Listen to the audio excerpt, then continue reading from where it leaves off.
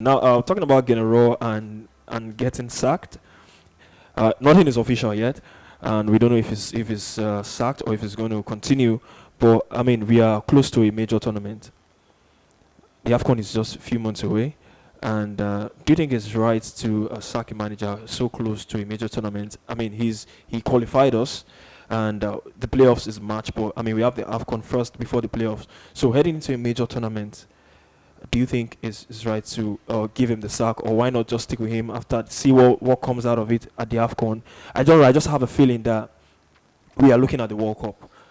And whatever happens, I don't know. This is just me now. I just feel the NFF are looking at the World Cup. So whatever comes out of the Afcon, we take it as it comes. Then you just prepare, qualify for the World Cup and all that. But getting close to a major tournament, I think it's right to just sack a manager and all that. There's no international break again till Afcon. So new manager coming in, time to, get to know the players and all that. But do you think it's right to sack a manager? No, I don't think it is right. And I've always said that one of the reasons why Nigerians, administrators, whether at NFF level or club level, behave the way they behave is because somewhere at the back of their mind, they know that they bribe referee to get results.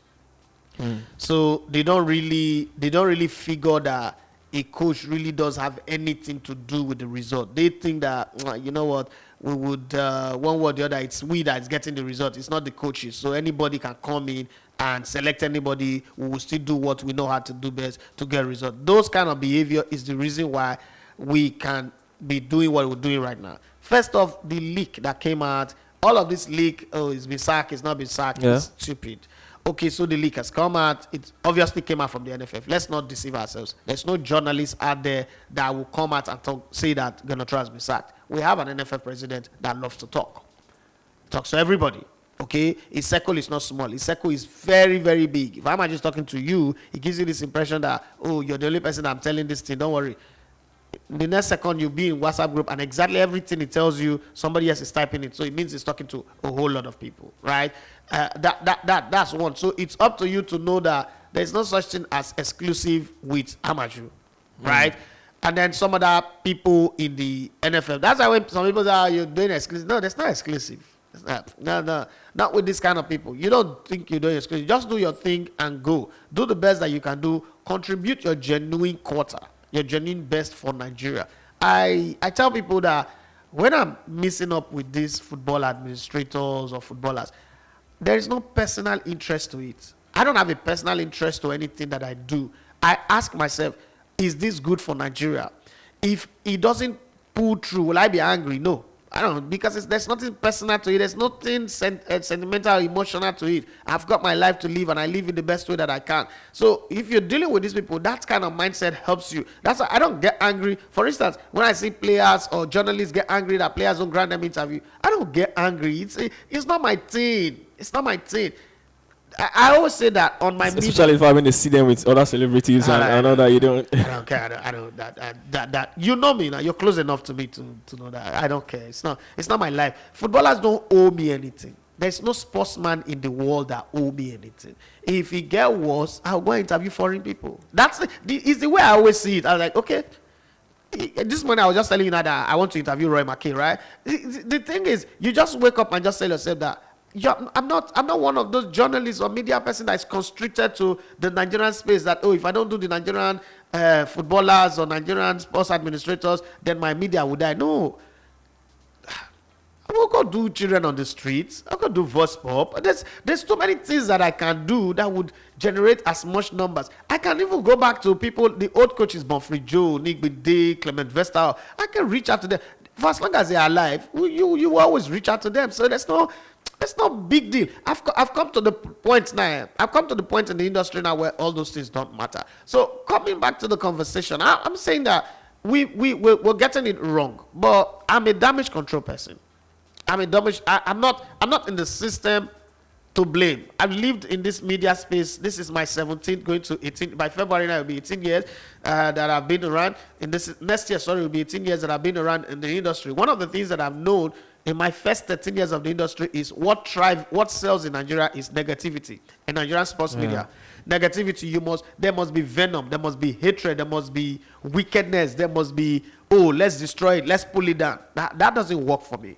What if I see an administrator, Amaju or it's Galadima or Amini Megari or Sani Lulu, if I see them make mistake, my first reaction currently is, what can be done to remedy this, to make sure this mistake does not go bigger? What can you contribute right now? Because you are the cavalry, like it or not. You are the cavalry. You know how when something cuts you, the way God designed the human body, when something cuts your skin, the first reaction, blood will gush out. But as blood is gushing out, your white blood corpuscles and your red blood corpuscles, they are all gathering together so that rigor mortis can set it and stop your whole blood from draining out of that place. And then it protects you, pending when you will not put iodine or whatever first aid you will put in.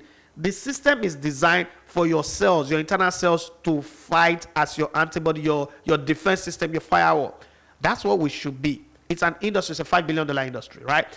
Whatever happens, the guys who are taking decisions, just the way people who are taking financial decisions in Nigeria are taking decisions that are destroying the economy. But we shouldn't sit back and not do small business that would make the country earn money through our work legitimately. Okay, so we're still going out there, still trading Bitcoin, still doing businesses that will bring in money instead of just taking the money and running away and taking it abroad like politicians. So it's the same thing that we do in sports.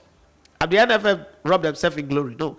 Did the NFF put gernotRohr in a position to even give us that entertaining football that we're looking for? No. Did the NFF create a position, an environment that will make sure there is competition in the team? The answer is no. Okay.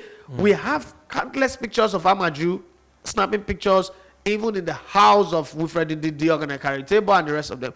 When did you see NFF Amaju Pinnick snap a picture in the house of Ezenwa? Ezenwa not get house for Nigeria. The players played in the Nigerian league. Are they not open to play in the national team? When was the last time you saw the Nigerian Football Federation president go to visit them? We didn't have all of that. But once this whole situation, this damage is done, I think that there is a way out. The way out is come back to a formula that used to work. They say when technology fails, you go to analog, right? When the whole technology the other time Maersk has a problem, their whole ship, their system was hacked and their whole ship distribution network was confused.